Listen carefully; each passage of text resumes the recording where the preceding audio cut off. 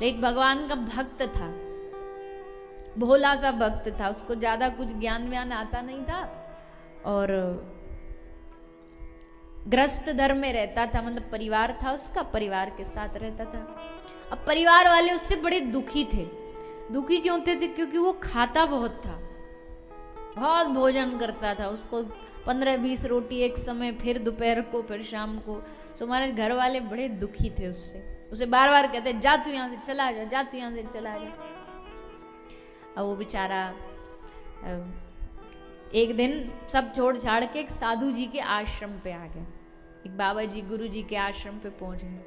महाराज जी तो इसको बड़े भाव से गा गा के सुनाते थे, पर वो उनकी अदा अलग थी। तो आ गए, अब आ गए महाराज जी के आश्रम पर। तो महाराज जी से कहा, महाराज जी आश्रम में जगह मिल जाएगी थोड़ी? बोले हाँ बिल्कुल मिल जाएगी, थोड़ा बहुत देखो सेवा करनी पड़ेगी, झाड़ू पोछा, बर्तन वर्तन साफ सफाई थोड़ा ये कर दोगे? बोले जो कराना कर दूंगा, बस शर्त हमारी एक है, भोजन समय पे मिलना चाहिए। हमारे घर वाले कहते हैं कि ये बड़ा खाना खाता है।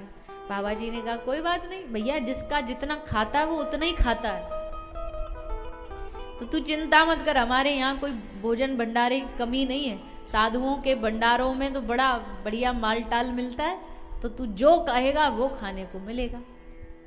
रह गया, अब झाड़ू लगा देता, महाराज जी का चौका लगा देता, बर्तन वर्तन साफ कर देता, रोज भरपूर लड्डू रसगुल्ला रबड़ी सब खाता चकाचक, बढ़िया उसके दिन कट रहे थे। 10-15 दिन हुए। अब जैसे एक दिन जगा, अब रोज सुबह 4 बजे से कढ़ाई चालू हो जाती है आश्रमों में, तो भोजन प्रसादी बनना चालू हो जाती है। आज सबरे चूल्हे बंद पड़े थे, चूल्हे में न लकड़ी न अग्नि कुछ नहीं। तो उसने किसी से पूछा कि जी भैया आज कौन सा ऐसा दिन हड़ताल आ गई जो आज सब कुछ बंद पड़ा है? तो एक बोला भैया जी आज एकादशी है। बोले मतलब एकादशी को आश्रम में भोजन नहीं बनता, सब फलाहार करते। तो भागा भागा गया महाराज जी के पास, गुस्से में बोला महाराज जी हम पहले ही बोले थे आपको, एक ही शर्त है, हमको भोजन मिलना चाहिए, हम फलाहार वाले नहीं, हम फुल आहार वाले हैं, हमको एकदम चकाचक चाहिए पेट भर के। बाबा जी बोले देखो आश्रम का नियम, यहाँ कोई भी भोजन नहीं परोसा जाता, अन्न नहीं, और अन्न खाना और खिलाना भी पाप है। पर भैया अब देखो तुम्हारी आत्मा को भी दुख देना पाप है, तो हम एक रास्ता निकाल सकते हैं कि थोड़ा सा आलू थोड़ा सा आटा तुमको दे देंगे, आश्रम से थोड़ा दूर जंगल में जाके तुम अपने लायक बना के खा लेंगे। हाँ चलेगा चलेगा बिल्कुल चलेगा।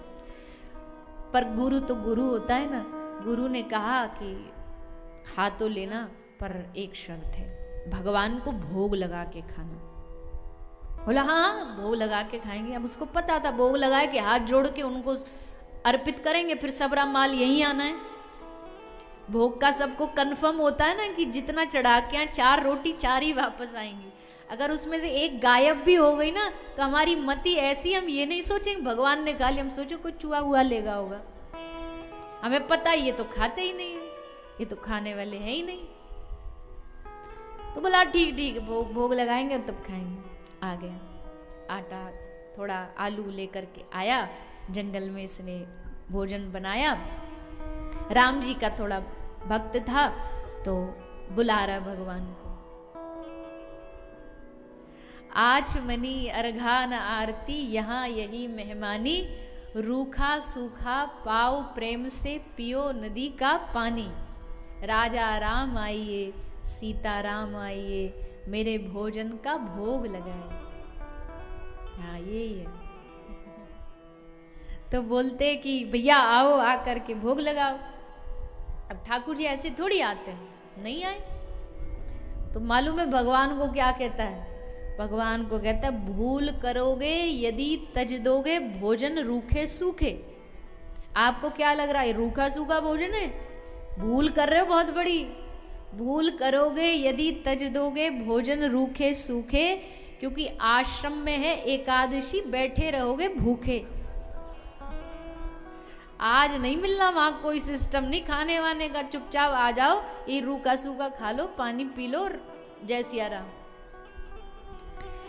अब जैसे इस भोलेपन ने भगवान को पुकारा, जैसे भोग के लिए आवाहन किया तो प्रगटे प्रभु कौतुकी कृपाला, कौतुकी ठाकुर प्रकट हो गए। और आज तो ठान के आए कि इस पे कृपा करके रहे, कौतुक करने आए।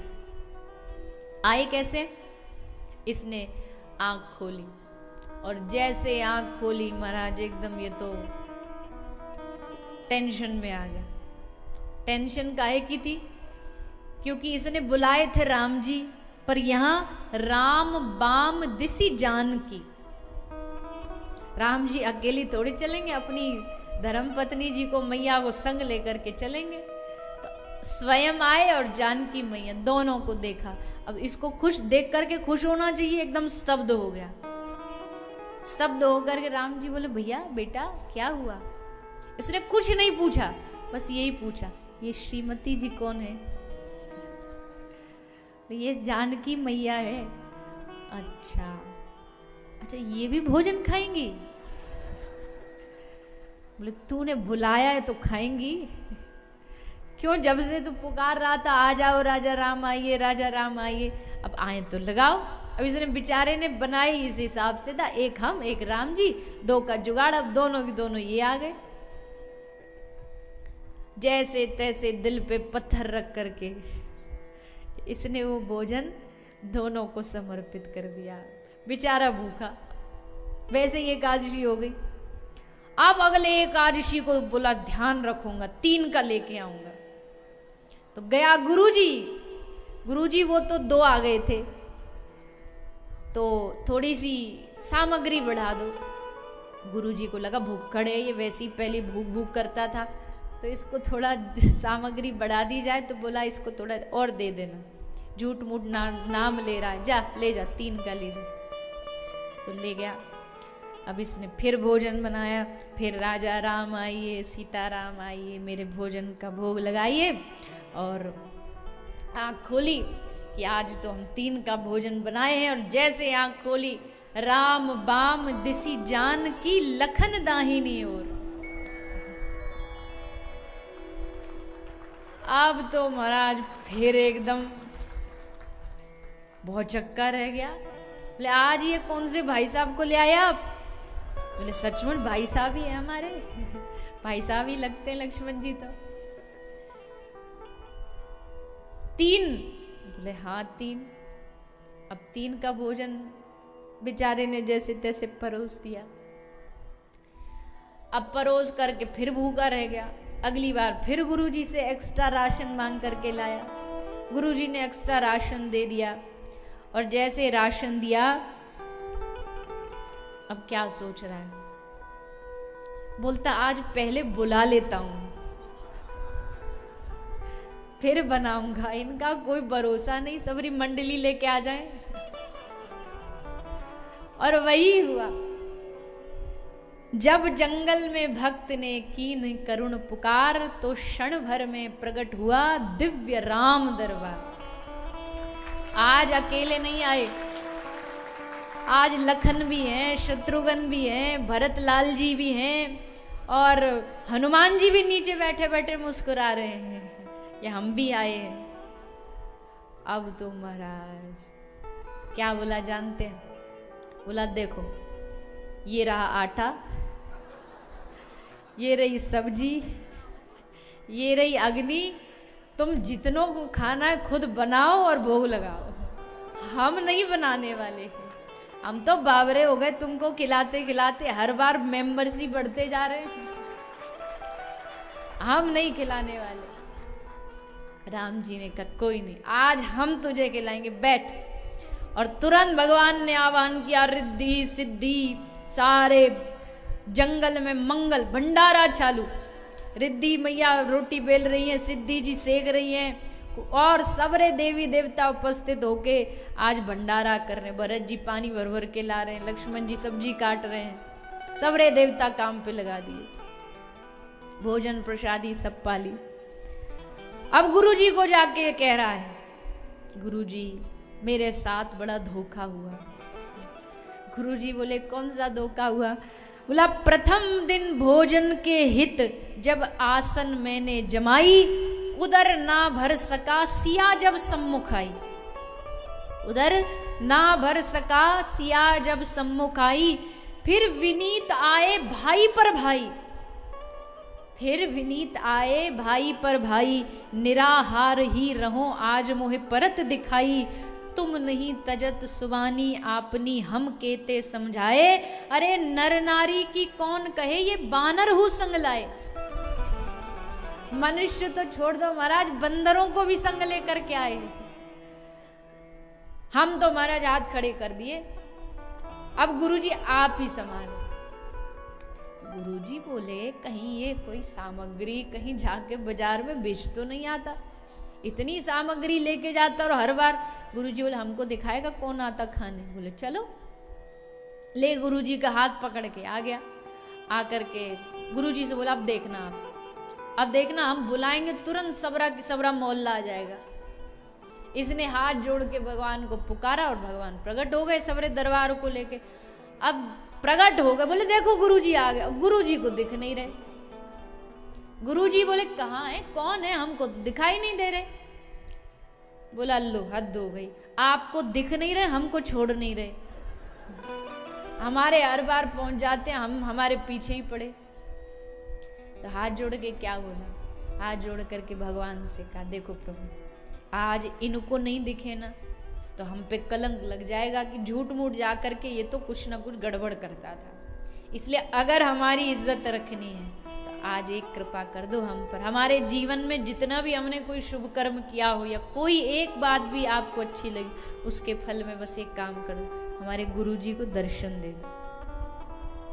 बस भोले भक्त ने जैसे निवेदन किया, प्रार्थना की, सोई प्रभु ने कृपा की, गुरुजी को दिव्य दृष्टि दी और गुरुजी ने देखा सामने पूरा राम दरबार सजा हुआ।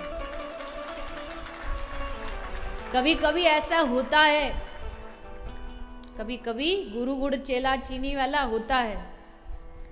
गुरु में वो भाव भक्ति नहीं होती, पर शिष्य कई बार गुरु से भी ऊपर पहुंचे हुए व्यक्तित्व के धनी होते और उन शिष्य की कृपा से गुरु का कल्याण हो जाता है।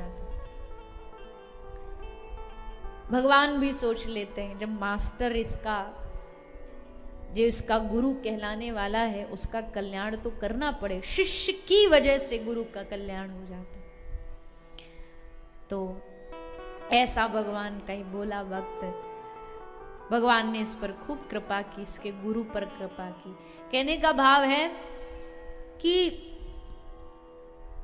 विद्वता अपनी जगह, ज्ञान अपनी जगह, जिसमें ज्ञान है, जिसमें विद्वता है, प्रणाम है उनके ज्ञान को, उनकी विद्वता को।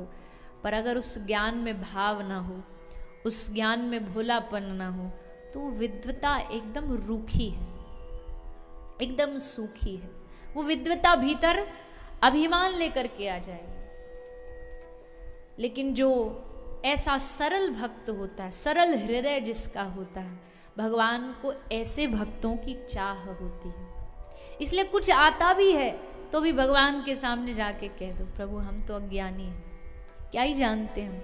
वेद तुम्हारे मुख से प्रकट हुए हैं, वेदों की वाणियां तुम्हारे मुख से, क्या क्या ज्ञान दिखाएंगे आपको, क्या शब्द बताएंगे आपको। पर हाँ, जैसे भी हैं, चाहे अज्ञानी हैं, चाहे मूर्ख हैं, चाहे अनपढ़ हैं, पर हैं तुम्हारे, बस इतना जानते हैं तुम्हारे हैं। और यही भाव मन में बना करके रखिए कि किसी भी रूप से हम हैं, कैसे भी हैं हम, भले बुरे सब भगवान के हैं, सब उनके हैं।